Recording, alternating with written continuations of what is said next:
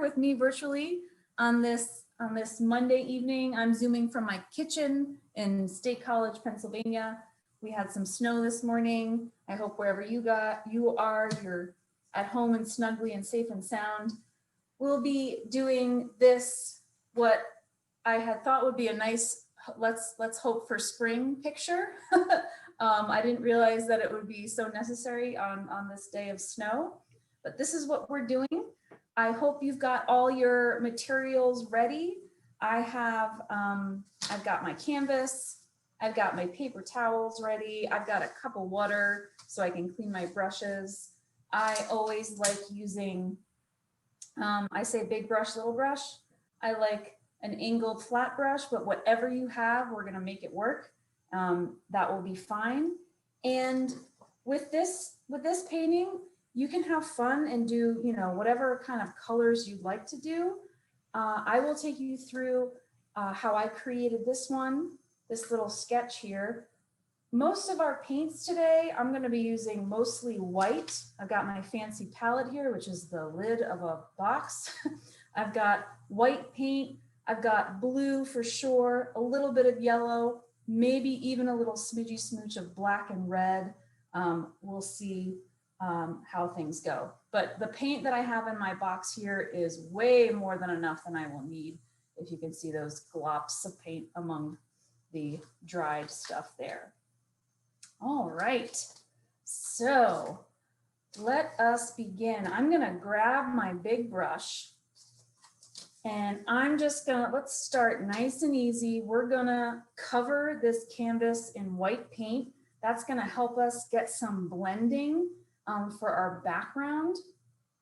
So again, I'm just grabbing my big brush, gonna scoop up some white paint, and I'm just gonna cover this thing in white.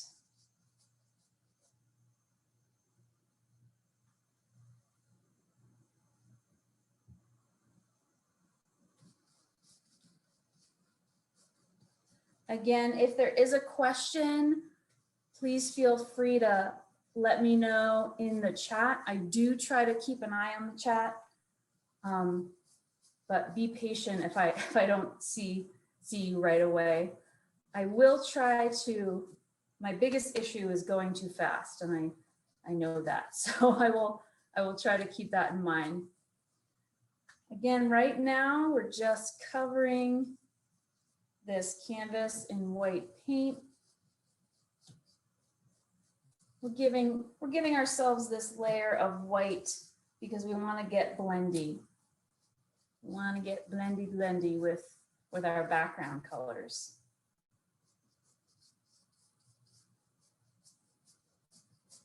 Yeah, if you have a white gesso, that's totally fine. Make sure that you don't want that to dry.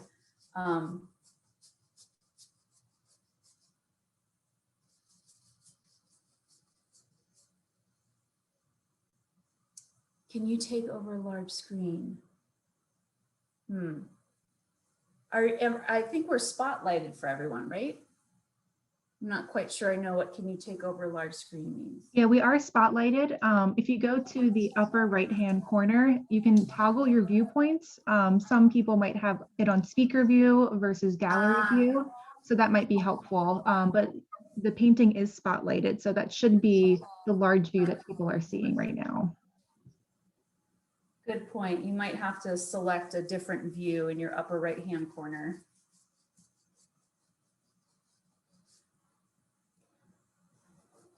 If you're just joining us, all we're doing right now is covering this canvas in white paint.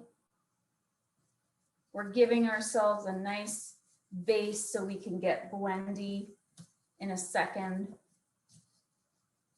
And I know what I need to do often is, because this is white on white, sometimes I just need to take it and hold it into the light, and I can definitely see I've missed a spot over here.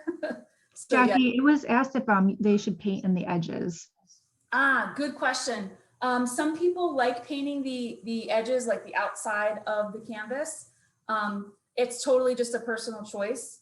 I never paint the edges. I kind of like having the rough you know, painty look on the sides. And when I'm usually teaching these in person, I'm usually holding this thing in my hand, and I wouldn't paint the edges because I would have paint everywhere more than usual.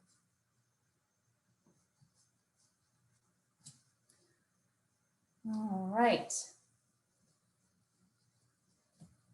I'm just kind of putting stuff here, there, and everywhere in case people need to catch up. Now, again, I'm going to show you basically how we can reproduce this little sketch that I worked up. You are free to do whatever you like for your background, right? I kind of have a blue hue to my background. I've got some maybe light shining in and a darker area up here. You can do whatever you like. To achieve this look, I'm going to kind of do strokes going diagonally across my canvas, but maybe you want to do like crisscrossies to have more texture in your background. This is what's great about our white base, is that we can play around and kind of, if we don't like it, we can change it. We can make an adjustment. So for example, all I'm going to do is I still have my brush full of my white paint, right? I'm just going to tap into some blue or whatever color you're doing for your background, right? And a little goes a long way. Making sure this stays in the frame here. I've got a little bit of color on my brush, and then I can start playing with how I want my background to look. Maybe I want these diagonal streaks, almost like there's a light source shining through here. Or maybe you want more of like a textured crisscrossy. So I just do like if I slow this down, I can have these little like almost X's, little crisscrosses, right? Maybe you want something a bit more textured. Totally up to you. And again, all that wet white paint that's there helps us figure this out, because we can make mistakes, although there aren't really any mistakes here. Okay, so for me, I'm going to try to keep this style, I guess, that I had going on in my sketch and have this kind of diagonal thing happening. If you find that your paint is not blending anymore, it's probably because your white paint has dried on you. In that case, I just grab some more white and just kind of build that up again.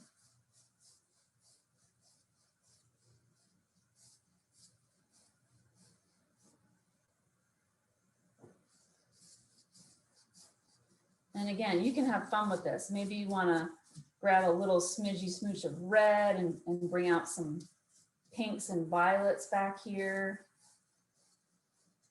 Totally up to you. With a painting that is, you know, a vase of flowers, a bunch of flowers in a jar, you really can't go wrong.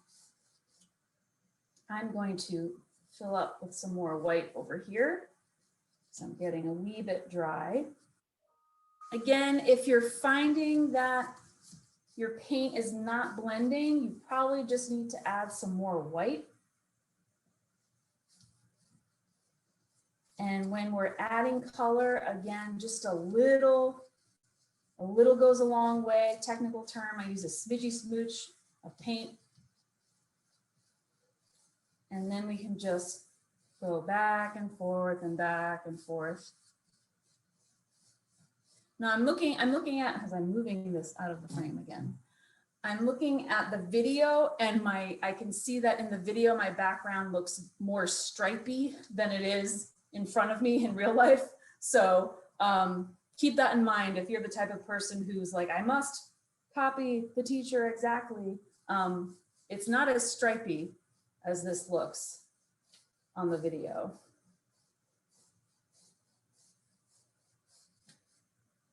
I think I'm going to grab some more white, try to get more of this blend going.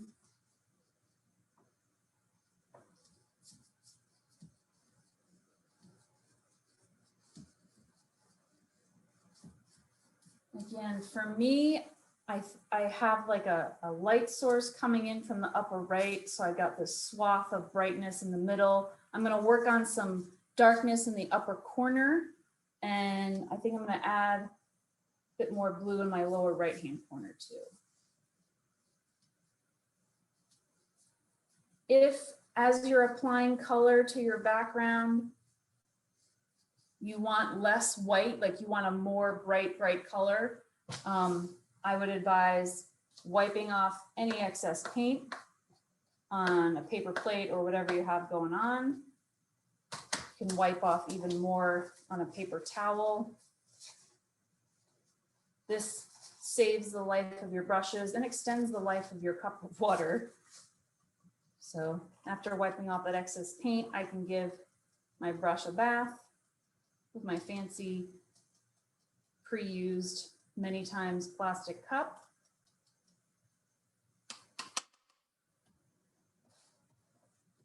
If I were Bob Ross, I would bang this on the side of my canvas and laugh about it. He always got excited about that. I love that about him.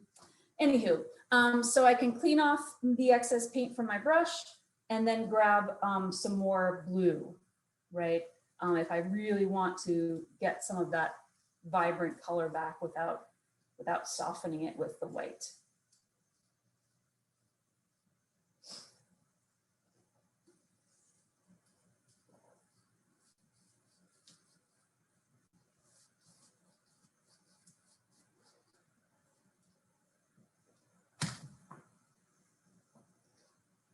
All right. And having said all that, I think I do want to start building up this darker section on the upper left. So that's what I'm going to do next. But I am going to take a little pause just in case people are catching up. I do have a tendency to go fast, so I'll just do a little tap dance in place.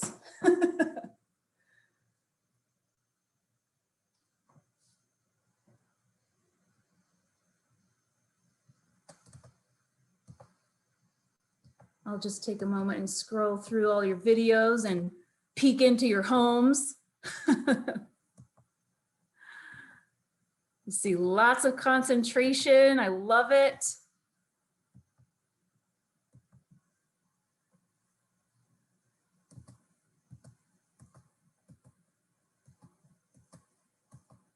Excellent. Awesome. Oh yeah, hold them up. If I can scroll in time to see you. Looking good. Oh, I love it. Yes. Love it. It's my favorite part. Oh, I so miss doing these in person when I can actually see everybody's work. Oh, they look great so far. Beautiful. Oh, I love the red. Yeah.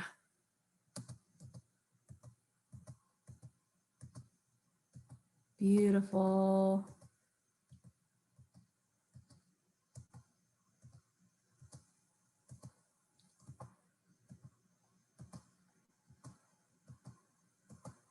Awesome. All right. Back to my canvas here. I'm going to grab some more of that blue paint and I'm going to start working on this upper left corner because I want that to go pretty dark. I really want to show that there's like a light shining through the center here. Grab some of that. And by now, because I took a break, my paint is pretty dry on the canvas, so I'm not going to get as soft as a blend as I had before. And for me, that's fine. For me, I kind of like that part of this painting.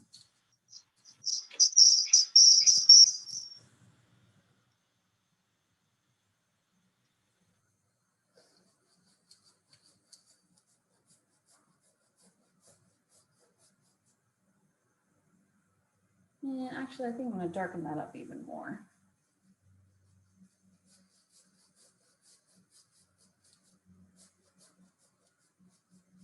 So if you're working in blues, as I am, we can darken that that corner up even more, if we're feeling so brave, by grabbing a little smidgy smooch of black. And when I say smidgy smooch, I mean like the smallest little bit of black that you can imagine, because you can always add more. It's harder to take the black away. So if I want to darken up that little corner, I can grab something like that on my brush. Just like the little bit corner on my brush. And then I can add that, test it out. And there's no panicking because I haven't added a big blob. And now what's happening to me is I picked up some of that white paint on my brush. Absolutely, you could totally, that was actually gonna be my next suggestion. If you wanted to kind of add purple to that corner, that's another way to darken that corner up. Adding a little smidgy of red to mix in with the blue to make purple, or if you have purple paint on hand, right? Absolutely. But something that happens to me a lot is my colors get muted, like my black turned a little gray, and that's because I was picking up some white paint. So, and that just means I'm being lazy and I didn't clean my brush before doing the black. So I am gonna give my brush a bath, get rid of that white paint, and I can grab some more black and try to darken that up some. A little smidgy smooch of black. And hit that corner. Oh, I just dribbled some water on my canvas. Let me hit that up. It's going to make a streak.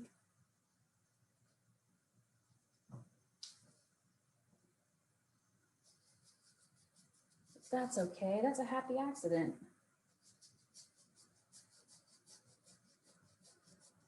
So something I've been noticing with this black paint that I have been using, and I don't know if it's because it's old or cheap. Just fling the canvas off there, give myself a heart attack. I don't know if it's because it's old and cheap or both. This is the paint I'm using, this acrylic bottle from Michael's, and I'm noticing that it's almost kind of got a red hue to it, and it can turn things kind of purpley without me wanting it. But hey, why not? And then I dribbled some water on my painting there. It looks like my painting is crying. It's all good. Happy accident. I'm going to cover that with some blue. There we go.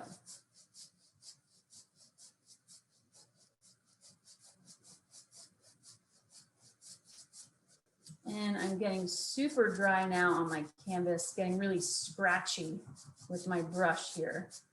So that you might not like that. And if you don't, then again, you just want to add some more white. But I kind of like getting a little scratchy, gives it some more texture. Something like that. Again, in the video on Zoom, it looks really stripy. Like I've got just like 4 stripes, but it's much more gradual in person.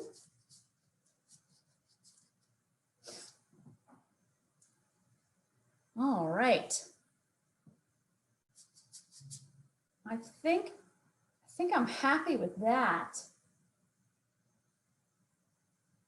So what I'm going to do is I'm going to wipe off any excess paint from my brush, give that a good clean rinse, because for our next trick, we will move on to a smaller brush. Well, for me, I'm going to move on to a smaller brush. And that's because we're basically going to be doing some drawing, right? So we want a fine line. And whenever we do fine lines, I always recommend that folks practice first, either on like a paper plate, if you've got one. I've got brown paper on my counter right now. So just practicing some lines first off of your canvas before you commit on your canvas. That's always helpful. Depending on what brush you have, fine lines can be easy or a pain in the butt. I've got another flat angled brush. These for me are the easiest way to create fine lines because I get a nice sharp edge with an angled brush like this. If your brush is flat and not angled, you can do the same effect with that sharp edge. If you have a round brush, that is the crimp of your brush is round and not flat, you're gonna have to avoid smooshing your bristles on the canvas. You're gonna wanna hold it like a pen or a pencil and just have a gentle touch with just the tippy tips of your brush there. Again, practicing first on a piece of paper or wherever is really advisable at this point. So I think I've done enough talking. Maybe people have caught up. Let's start sketching our jar, okay? Our little mason jar here. Oh yes, so here's the brush that I'll be using. I don't know, is this what the influencers do on YouTube? They hold their hand, does that help with focusing? So yeah, a nice flat angled brush. So flat refers to the crimp of the metal here. And then a nice angle that helps me get a nice fine edge. All right, so let's sketch out our mason jar. If you look at the sketch up close, it's like, oh my God, it's terrible. No, but if you look at it up close, you see that I'm not too careful with my lines, right? I just have very sketchy lines to show the, what would you call that? The screwy part? What would you call that? The screwy part of the jar, and then the sides, okay? So the neck, yeah, but the little ridgy part, technical terms here only, folks. So actually, for this ridgy part of the neck, let's see, it's like 3 or 4 parallel lines, right? But notice how like sketchy they are. They're not perfectly parallel and straight. So again, I would practice first on a piece of paper to kind of get a feel for how this is going to look. I'll show you on my canvas. Okay, threads, yeah, it has threads, right? Yeah, we'll figure this out. So I'm going into my white paint, okay? And again, to get a nice edge, I can dip my brush in the paint and somewhere clean, which is hard to find, I'm gonna move my brush back and forth, flipping it over, back and forth, I get a nice sharp edge. I can use that edge to kind of pick up some paint. Ooh, don't hit the camera. And I'm gonna plan this jar. Oh, this jar is almost at the midway point, almost, right? A little bit lower than halfway. So let's say you're right here. I'm just gonna plant three or 4 of these threads.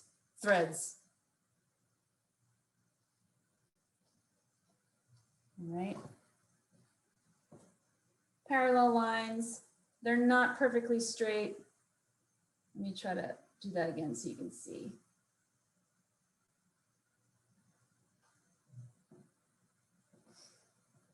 Let me bring that a little bit closer, right? Whoops, this way, up, down, around. So they're not perfect. They're just gonna be a little suggestion of a jar, the neck of a jar, right? And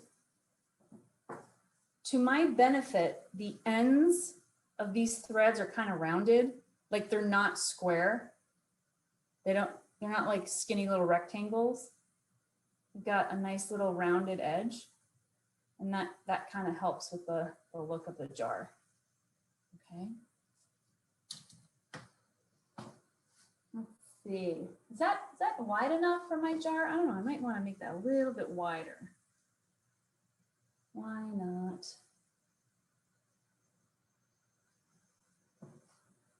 Something like that. Do. All right, I'll pause a little bit here.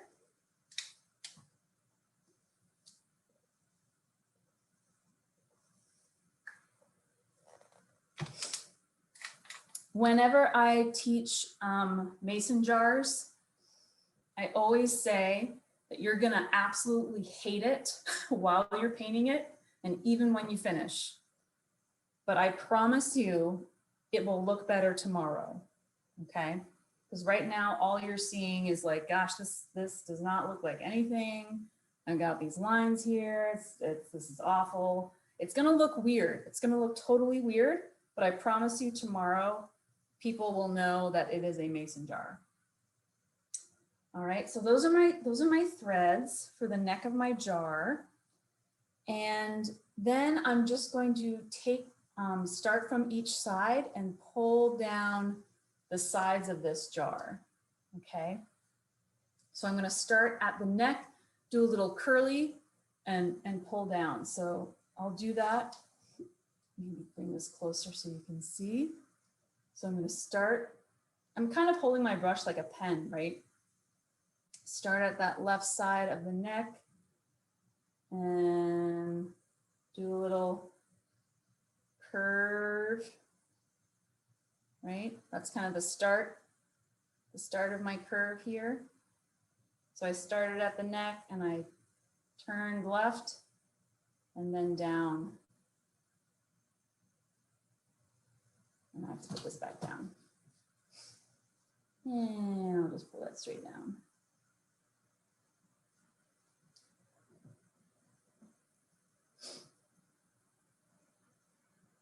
And spoiler alert, we're gonna do the same thing on the right side.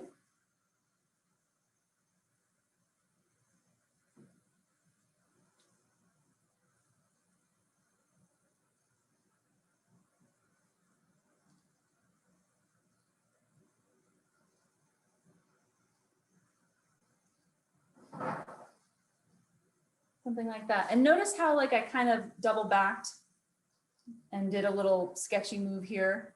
Don't be afraid of doing that. Like that doesn't bother me, especially with mason jars, because we have like shimmer and reflection lines anyway that we're going to be doing. So don't worry about a perfectly straight line. Like, look, I got like 86 lines happening right here.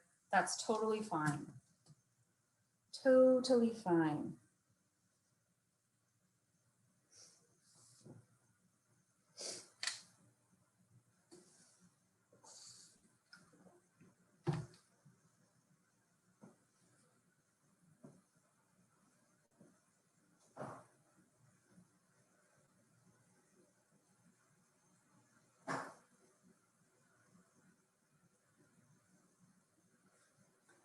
So in fact, because in the style of my jar here in the sketch, yes, it does go all the way to the bottom.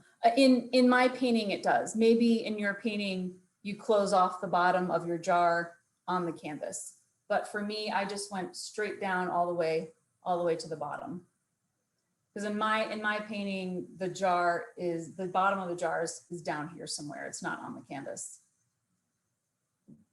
Mostly because I didn't want to paint it. that's a trick that a lot of artists use. Like if you don't feel like painting something because it's going to be too hard, just put it off the canvas. It's there. Fill it in with your brain. Okay. All right. So again, with my particular style here, it's kind of sketchy. You might be the type of person who you want those clean, crisp lines. That's not my style on this painting, so I'm just gonna have fun with kind of sketching some shimmer and shine lines. Okay. So I'm imagining that there's light hitting this glass, and I've got just some sketchy little shimmery lines on the sides there. Okay. Oh, drop that brush. Oh, I'm just super klutz today. I mean, usually just like regular klutz, so it's like super today. All right. Clean up your brush if you've dropped it in your paint. So yeah, have fun with like little sketchy lines here. It kind of just adds, I don't know, some interest and fun to an old mason jar. Okay. And then for some more shimmer,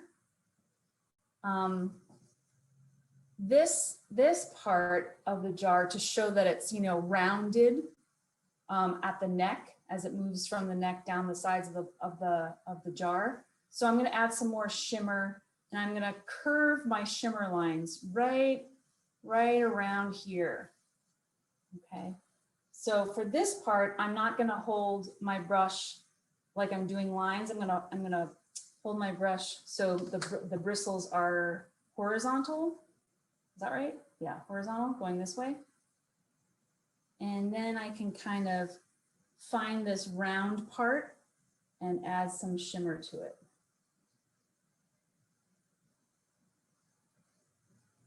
Just shimmering out this round part here.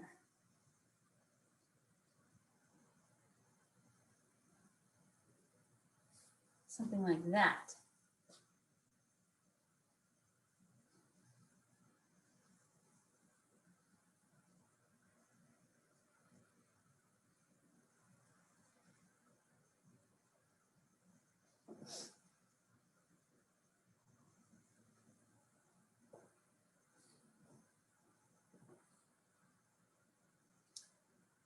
So let me bring that up closer. Again, I held my brush so the bristles are horizontal, and I just kind of pull down to show that roundness there.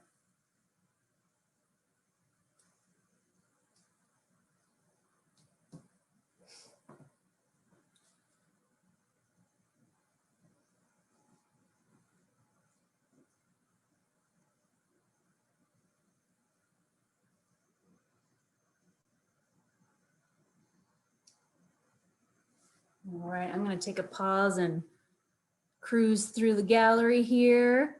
See how we're doing. Nobody's crying yet, so that's good. Oh yeah, hold them up. Oh, I love it. Oh, I love them. Oh my gosh, they're so good. You guys do not mess around. Oh my gosh, they're so good. Oh, I love them. Oh, it makes me so happy to see. Rock on, team. So good. Oh, they're so good.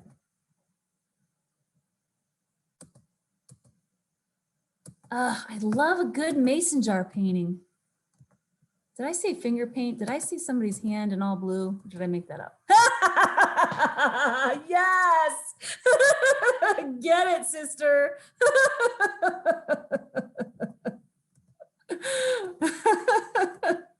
Love it. Oh. All right, team.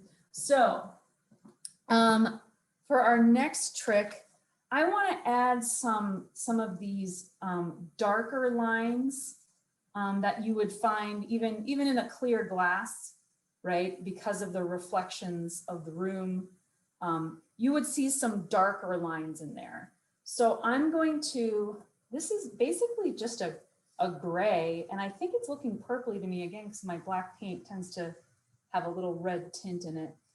So I'm just going to make a gray. So white, I've already got white on my brush, so that's nice. And I'll smudge in a little black to make some gray. Just a wee little smidge. Yeah, that black paint definitely has red in it. It's so weird. All right, that might be too light, but again, I can always make it darker. We'll see what happens. So going back to the sketch, I'm just gonna put some little sketchy marks on the sides here. Yeah, I think that works. It's lighter than I have in the sketch, but I think that works. Pull some down over here, go on the round part as well. And then also hitting up some of those ridges on the lip, the neck, whatever they are.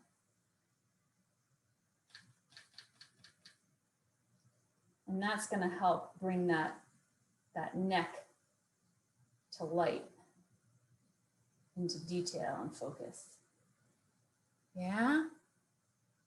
Oh, love a good mason jar.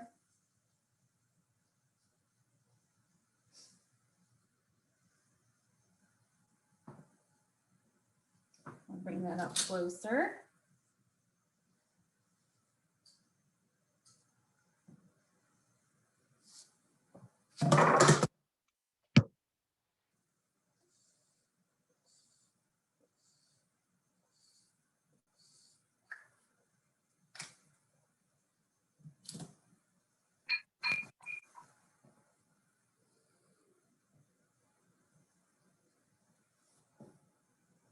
Again, I promise you, if you think it looks awful and ridiculous, it probably doesn't. This always happens when I teach painting mason jars or anything with glass. Because you're in it and you're looking at the lines like they're lines and not glass, it might look a little weird. But I promise you tomorrow, after sleeping on it, it will look like a jar. All right, so once we finish kind of sketching out our jar here, let's do our Penn State paw print. Let's do that first because we don't want any of our stems to get in our way. We'll paint those stems behind. Okay. Looks like Ben says hi. Hi, Ben. Hi, Ben's iPhone. So we'll do our paw print first, and then we can just do our stems behind it because we don't want anything to get in the way of that paw print. Okay. So I'm just going to, my brush is clean, so go ahead and clean your brush. I'm using that small brush again. I cleaned it so I don't get any white interference with my blue. And yeah, I'm gonna grab some of that blue paint on my little brush, and I'll start with the paw pad, the palm of your paw. I don't know. So this is going to be basically an egg shape here. Yeah. So let's put that all right here. And I'm just going to draw that on. And depending on what kind of paint you have, depending on what color you have, you might want to give this a couple of coats. So what's going to happen for me probably is I'm going to do this first coat and then I'm going to want to let it dry so I can get another coat on it. So something like that.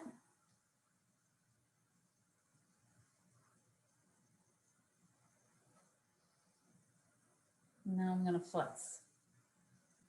Don't futz with it. Okay, there's our egg shape for our paw. And it's got four little toes.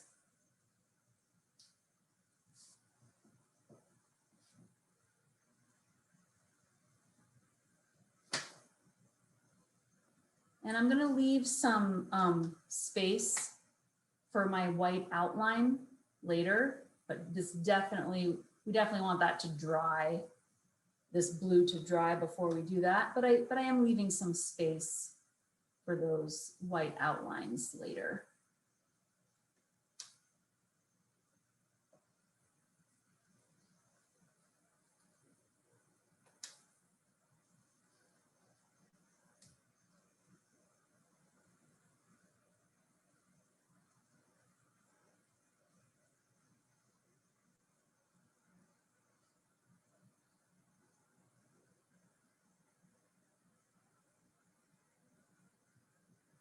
Even I'm quiet, that means I'm thinking too hard.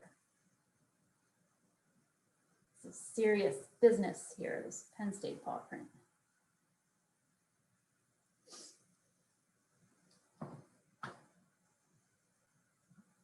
I gotta say, I'm pretty pleased with that paw print. That might be the best paw print I've ever painted in my life.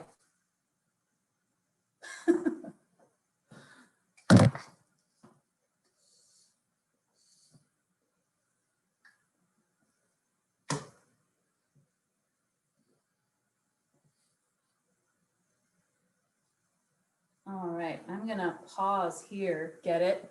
Pause. I'm gonna pause here. Because our next step, we're actually gonna start working on the blossoms of our flowers.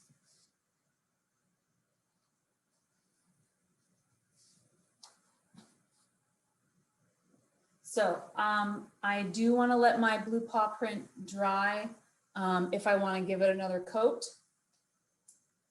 So I'm doing daisies for my flowers. You might have another flower in mind. Whatever flower you want to do, you might have several different kinds of flowers. Totally up to you. This is your little jar of flowers as we pray for spring to happen soon.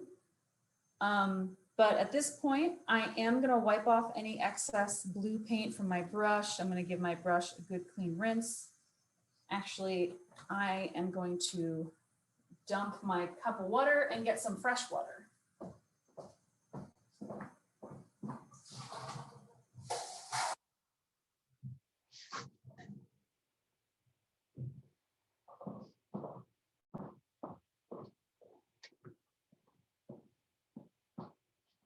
All right. Again, just giving that little brush a really good clean because I am going into white at this point. And I want to make sure I get that blue out of my bristles. Okay. I'm also going to do a touch test to make sure that my background is dry, right? If I'm putting white paint on top of something that's wet, it's going to probably smudge. Even though my canvas is dry and I put the white on top, I might get a little bleed through, and that's fine. I can always retouch my daisy petals with some more white after they've had some time to dry. Okay. So I'm going to put my blossoms on without stems because I want to control exactly where these flowers go. And then from the flowers, I can just drop the stems into the jar, right? But I want to be able to control exactly where and how many flowers I want, okay? So I've got my little brush. Do I want a little brush here? I don't know. So my question is if this is going to be too thin. Yeah, Black-Eyed Susans would be great.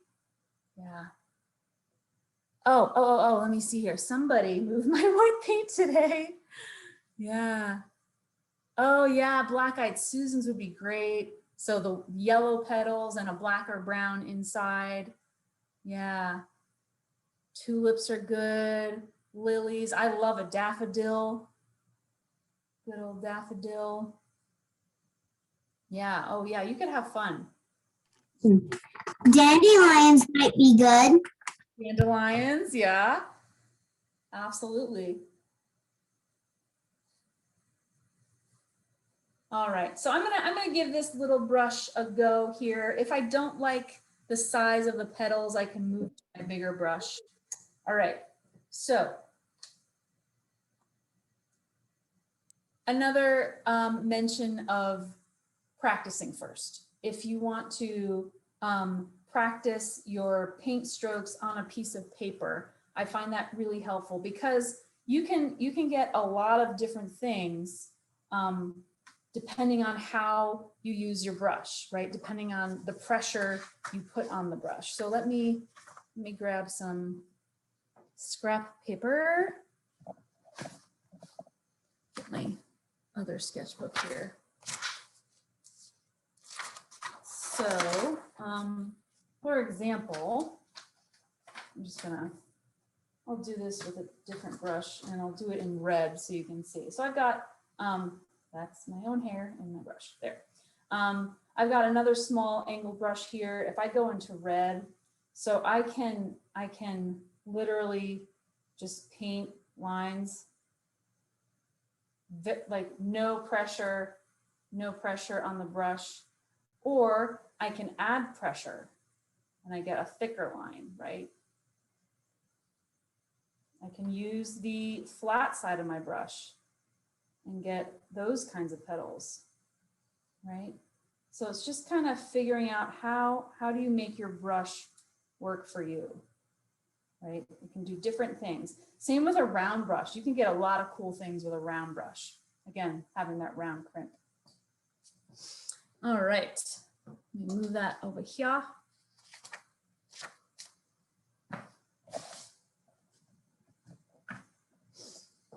Give my red brush a rinse here. All right, so I'm going to decide where I want these daisies. I want them kind of spread out nicely in my space here. So let's put a big one over here. Yeah, I think those petals work. I'm just gonna plant these. Some of these daisies are facing me, right? Meaning I can see the yellow dot in the center. I can see all their petals around.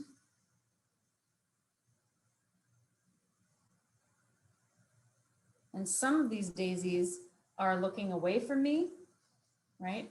They're turning away. So I like to have different perspectives, right? Put that one looking away over here.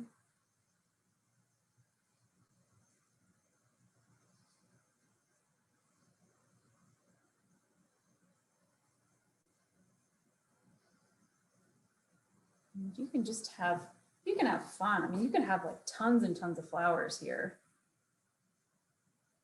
Should be kind of neat. For me, I just want to make sure that I'm kind of filling up that space on the canvas, right? I don't want to just have like one flower sticking up here all by itself. For me, I want to fill up the canvas.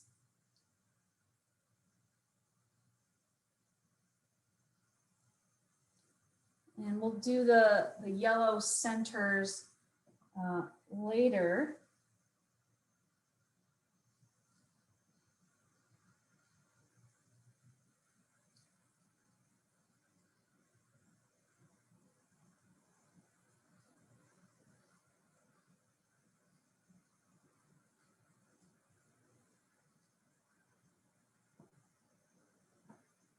I do love me a daisy. Black-eyed Susans are also really fun.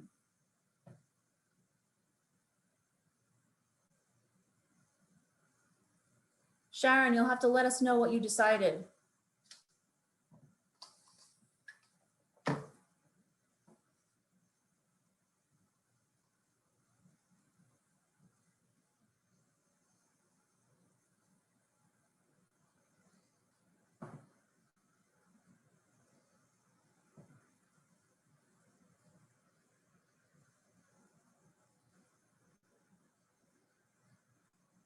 I might just go crazy here with daisies. I think I've added more than I have in the original already.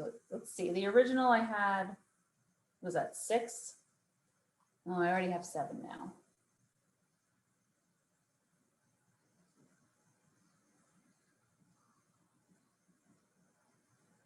And then you kind of, once you get the hang of it, you kind of can pump them out.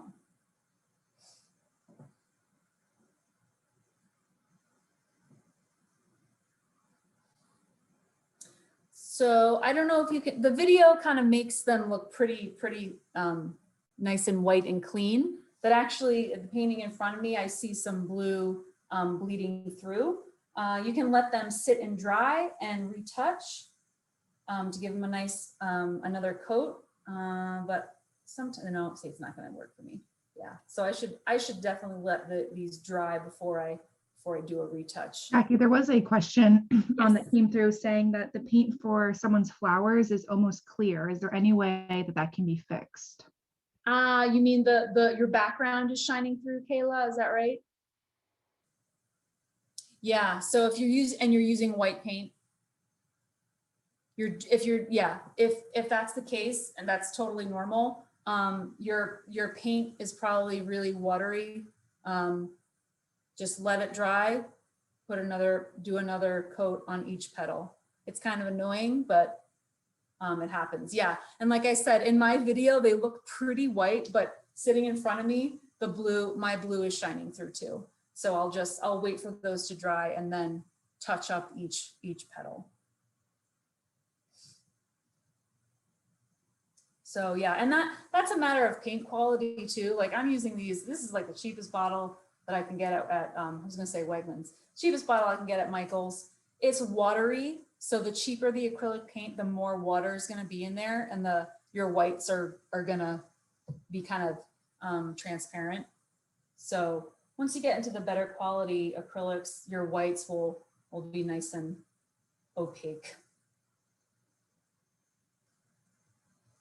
But yeah, when that happens to me, I just let it dry and hit it up again. Or I don't let it dry and I make a mess. So it's a matter of patience.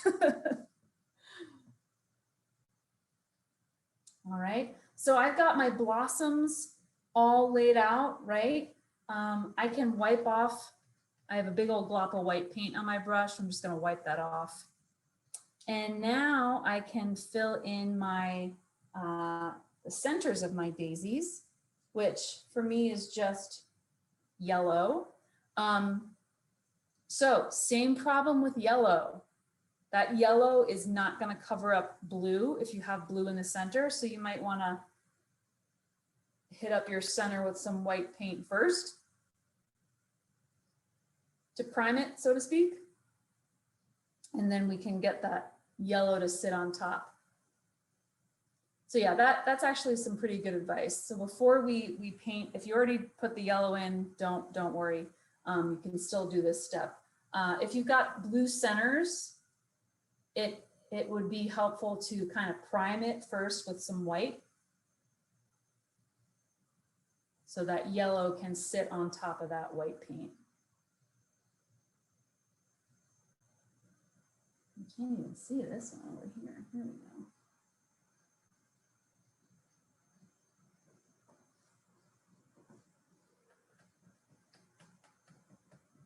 All right, so now I'm gonna grab that yellow and just fill in. So another good tip for painting with white or yellow or any light color that is sitting on top of a darker color, you have to think of it like you're icing a cake.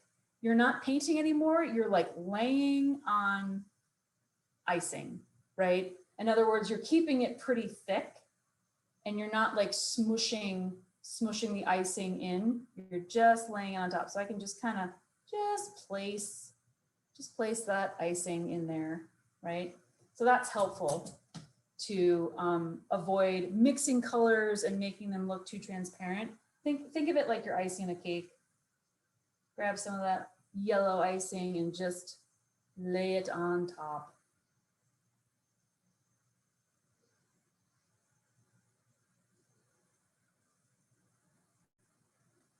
And then the icing a cake metaphor is pretty good because much like icing a cake, sometimes you just got to walk away before you start like making a mess, getting crumbs and whatnot, right? They don't futz too much.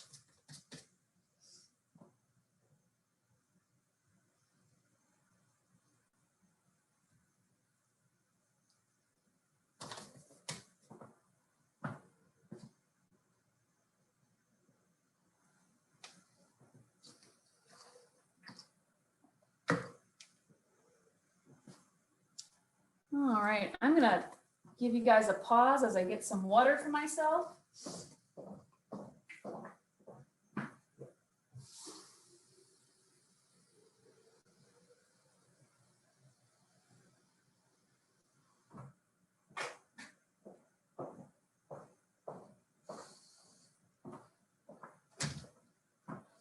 All right, I think I'll take a little cruise through the gallery, see what's shaking.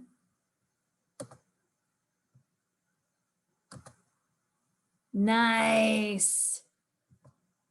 Awesome. Oh, I love these so much. Oh, I love it. Oh, those red flowers. Oh, beautiful. Oh, I love all the different things I'm seeing. Ooh, nice background, Carol. I love it. Look at all these. Oh, I love them.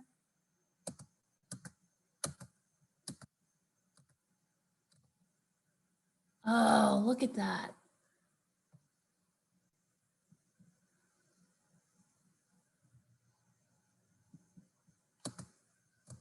Beautiful work, team.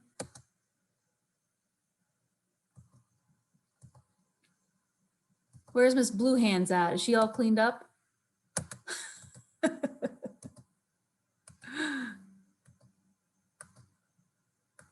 Oh, beautiful. Oh, I love that. I can't tell if it's pink or red. Mary Lou, they look great. Hey, I put the moon in mine. I love that idea. Awesome work. All right, so now that we've placed our blossoms, now we get to dip them into our, actually before, I'm a liar, I'm such a liar. We're not gonna do the stems yet. I wanna outline my paw print first, right? Because again, I don't want those stems to get in the way of my paw print, right? Okay, so if you're like me, you're gonna have to rinse your brush because it's got yellow on it.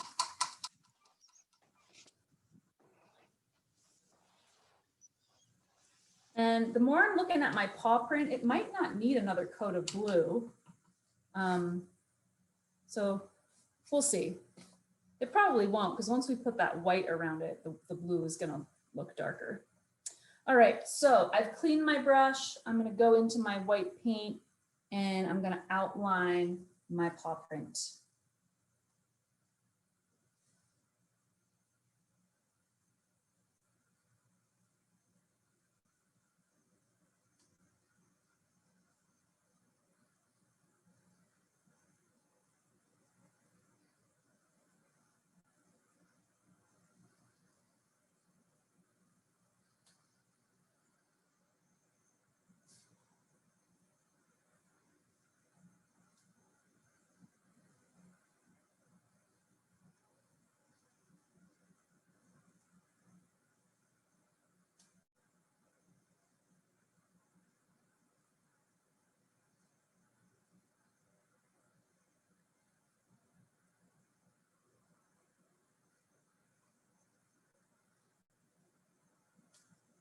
And I am like holding my breath here.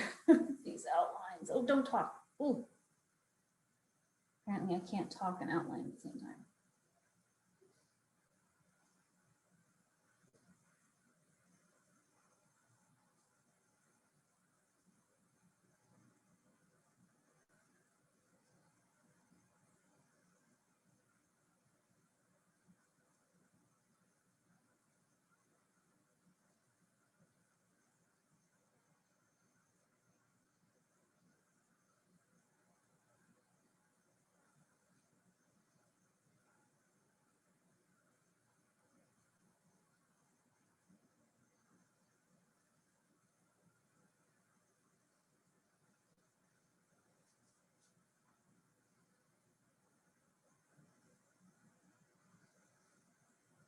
All right, I got my outline in, and then there's that little like swoosh that goes through the bottom of the paw here.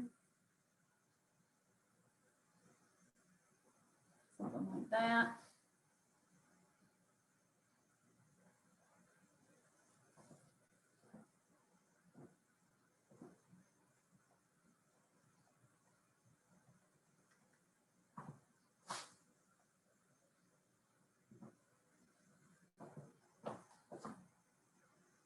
All right, and I'm going to take advantage of this opportunity, having the white paint on my brush, and I can start revisiting some of these petals that look especially blue.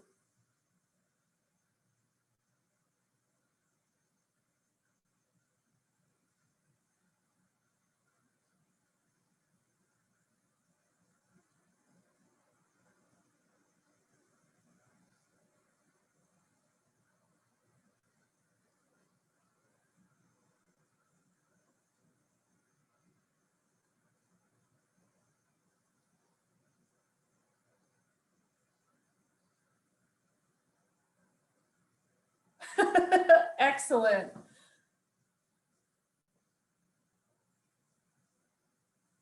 Sounds good, Sharon. Oh, we love those happy accidents. The pseudo lily, love it, love it.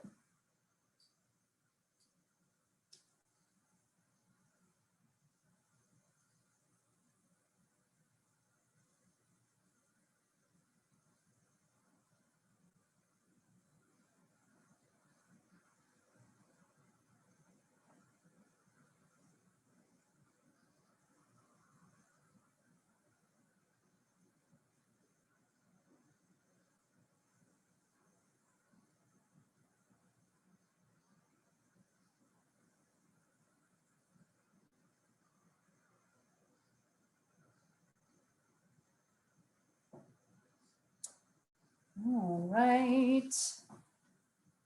Take another little pause here. All I did after I outlined my paw print, gave it a little swoosh in the bottom there. After I did that, I revisited some of my petals, the petals that were looking especially blue. These just do not want to get covered over here.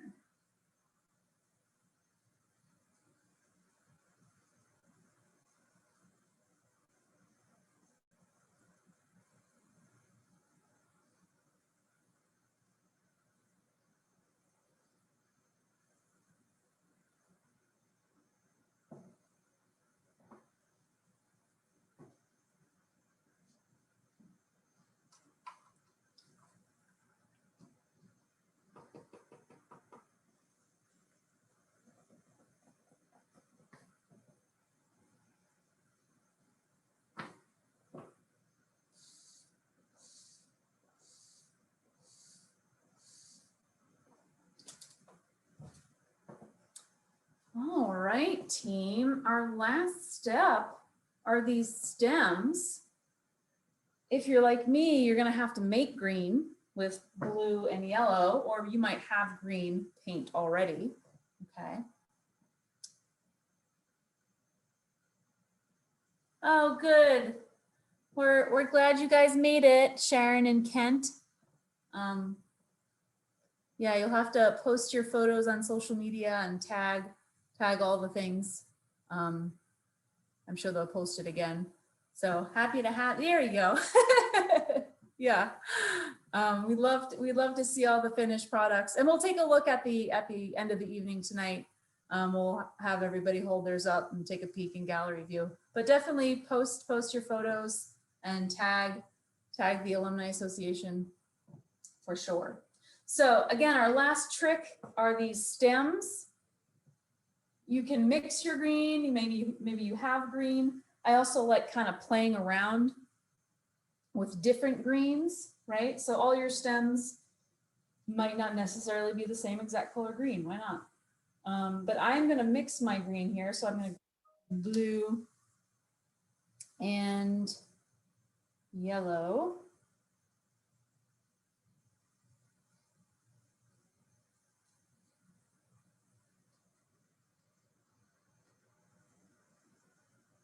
That is looking, yellow there. Just kind of work up a green that you like. And you might find that once you put it on the canvas, it's not really something you like, so you can just kind of keep working through it. I'm gonna start. Let's start with this. Let's start with this guy over here. So this flower that's looking away from me, right? I'm gonna kind of see its undercarriage here. So I'm gonna give it this green cap on the bottom, right? So just a little, let me bring that closer. Just a little green backing there, right? And then I'll start in that flower, and then I should have a plan, a general plan. Obviously the general plan is end up in the jar. But I think this guy is leaning on the edge of this lip, and the bottom of his stem goes somewhere over there. So that's the general idea. I'm gonna start heading towards that jar. I'm gonna stop right at the lip there. and I'm going to restart below it, right? Imagining that I've cut through it. I'm going to skip my shimmer and shine, skip my paw print, imagine going through it, and then continue it down there in the jar. All right, so have a plan, a general plan, and make sure you're skipping the crucial parts of your jar.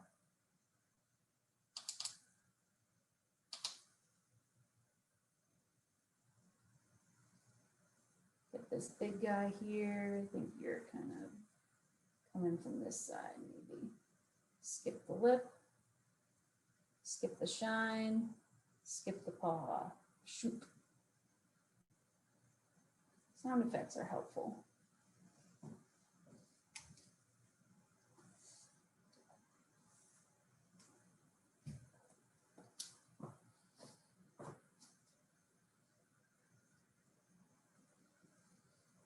All right. Let's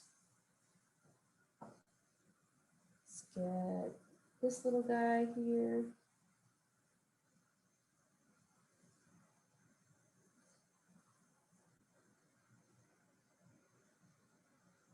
This is a fun one, guys.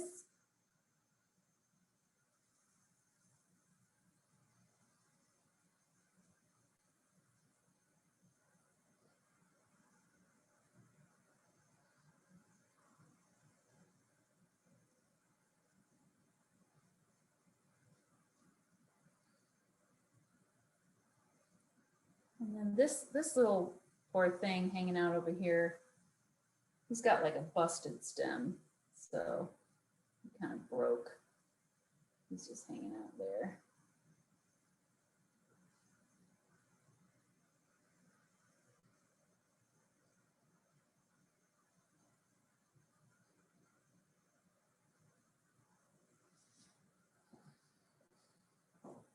All right, something like that.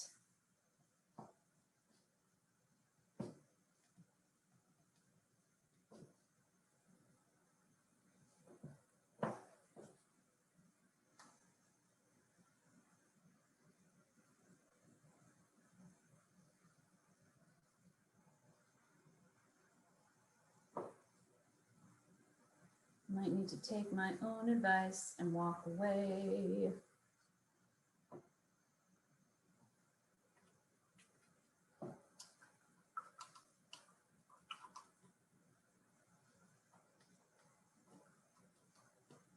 All right, team. I think that's all she wrote. Time to stick a fork in this one. I can pause here, make sure people are have plenty of time to get caught up. I'm going to take a little stroll through the gallery here. And then after a few moments, oh my gosh, they're so beautiful. Oh, look at those colors, purples. Oh, these are beautiful. Oh my gosh, these are so beautiful. I can't stand it. Oh, they're so good. You guys, the advanced team came out to play. Oh, they're so beautiful. They make me so happy. Do I have one without a stem? It's quite possible. Yes. Thank you, Lindsay. Let me fix that poor little alien flower that's just floating there. Thank you.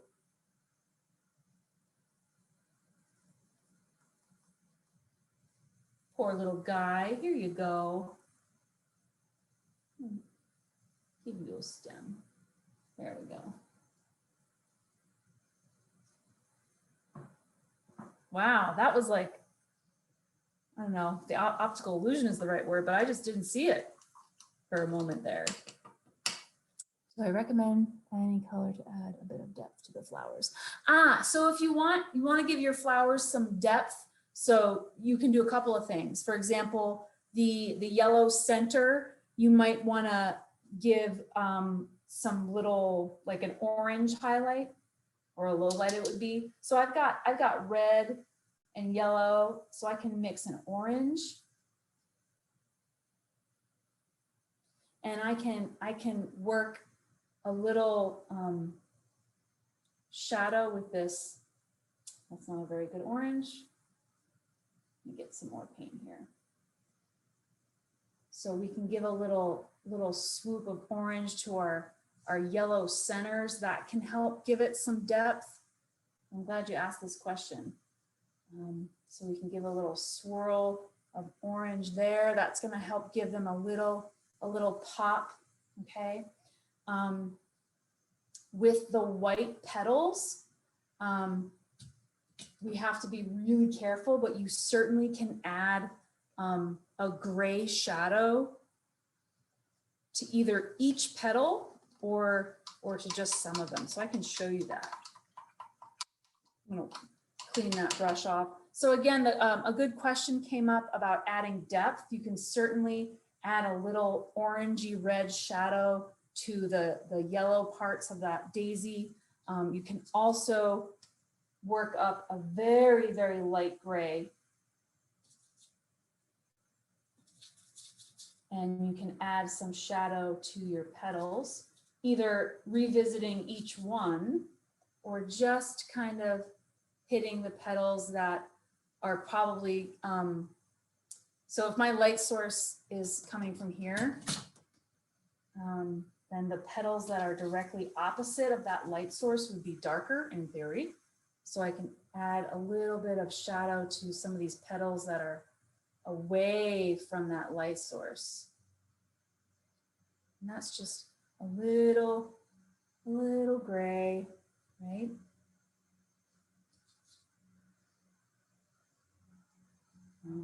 The other alternative would be to like revisit each petal and do like half the petal in gray, but I won't sit here and do that to you guys. But that's a great question. And then if you want to get really fancy pants, you can hit each stem with some highlight, which would be, for me, I would grab some yellow and white. So you can highlight those stems too, right? So I've got a yellow and white on my brush, and I can gently visit each stem and give it some highlight there, right?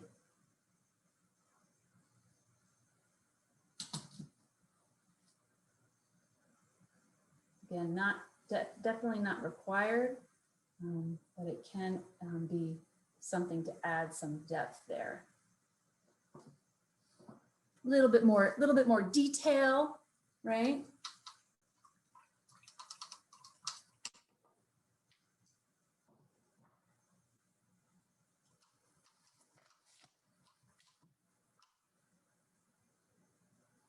All right. I'll take another little stroll through the gallery here. Oh, they're so good.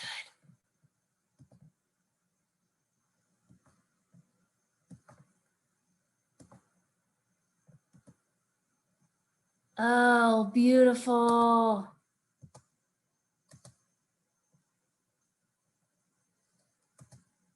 Ah, yeah. So if you've got parts of your canvas and you're like, that looks like a blank space, you know, can I put something there?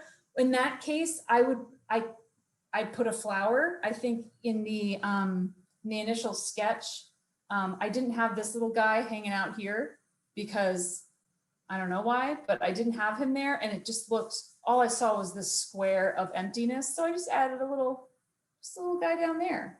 So yeah, you can add a flower, another flower, or to offset the emptiness of one side, maybe you need to shift and add flowers elsewhere. So yeah, just have fun. Yeah.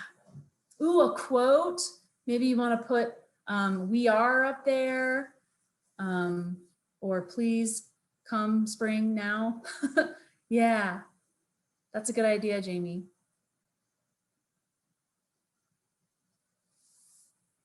Thanks for coming, Audrey.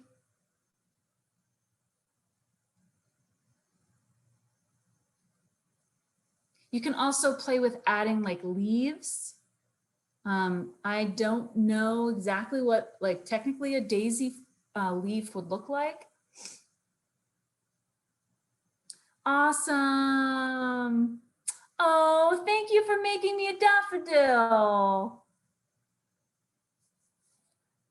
So glad you guys came out.